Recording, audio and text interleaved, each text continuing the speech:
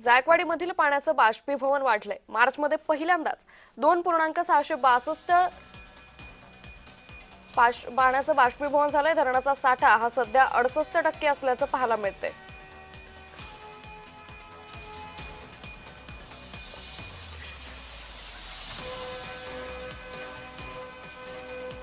सध्या जर बघितलं तर मराठवाड्यामध्ये उन्हाची तीव्रता जी आहे ती अधिक झाल्याची पाहायला मिळत आहे।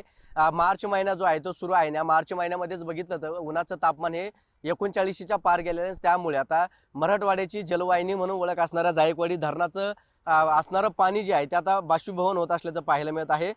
पहिल्यांदा जर बघितलं तर मार्च महिन्यामध्ये 2.6 लगमी जे आहे ते पाण्याचं बाष्पीभवन या ठिकाणी होत असल्याचं पाहायला मिळत आहे। सध्या जर बघितलं तर नाथसागरामध्ये 68% पाणी साठा आहे। मात्र सध्या उन्हाचं तापमान जे आहे ते वाढत आहे, त्यामुळे पाण्याचं बाष्पीभवन होण्याचा परिणाम देखील सर्वाधिक होत असल्याचं पाहायला मिळत आहे। यावेळी पहिल्याच याच्यामध्ये जे आहे ते 12 तासामध्ये होणारं बाष्पीभवन हे मराठवाड्याच्या जवळपास 1 महिन्याच्या पिण्याच्या पाणी इतका आहे असा अंदाज जो आहे तो आता वर्तवला जात आहे।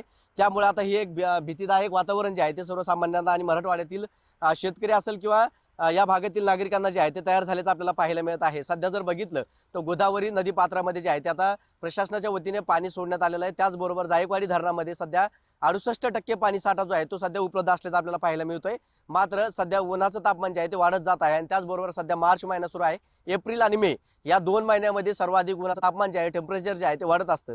यामध्ये सर्वाधिक बाष्पीभवन जे आहे ते पाण्याचं होत असतं। मात्र या महिन्यामध्ये जर बघितलं तर मार्च मध्ये जे आहे ते आता उन्हाचं तापमान वाढलंय, बाष्पीभवनाचं पाण्याचं प्रमाण वाढलेलं आहे। त्यामुळे नाथसागरामध्ये असणारं जायकवाडीमध्ये असणारं पाणी हे झपाट्याने कमी होणार असल्याचा आता अंदाज जो आहे तो वर्तवला जात आहे। त्यामुळे आता प्रशासनाच्या वतीने काटकसरी करून आता हे पाणी जे आहे ते सोडण्यात येत आहे। त्याचबरोबर वर्षभर पुरेल एवढा पाणी साठा जो आहे तो आता प्रशासनाकडे असल्याचा पाहायला मिळतोय। मात्र या ठिकाणी पाण्याची कमतरता भासू नये यासाठी प्रशासनाने खबरदारी घेतल्याची देखील पाहायला मिळत आहे। कॅमेरा पर्सन संतोष शिरसाटसह विजय चिडे, पैठण।